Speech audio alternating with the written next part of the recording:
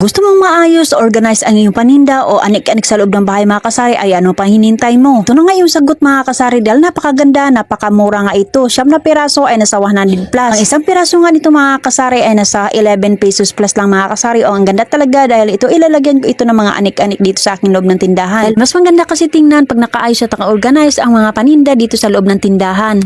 Bali, dito ko pala ilalagay ang itong aking mga ginupit-gupit na aking mga paninda katulad nito mga gatas, Milo at itong mga kape mga kasari. Bali, pinalitan ko ngayong aking DIY na carton ng sisto mga kasari. Itong pinalit ko na ito ay yung storage box. Dahil murang-mura lang naman ito mga kasari at maganda naman tingnan dito sa ating tindahan pag naka-organize ang aking mga paninda. Katapos ko may ilagay yung aking gupit-gupit doon sa storage box mga kasari, dito ko naman inayos ang aking mga paninda. At dito ko pala hinilera mga kasari sa harap ng aking tindahan para pag na may bumibili ay kuwang-kuwa na lang ako dito. O diba, ang ganda talaga tingnan kapag naka-organize ang ating mga paninda dito sa ating tindahan, malinis at maaliwalas na nga tingnan mga kasari.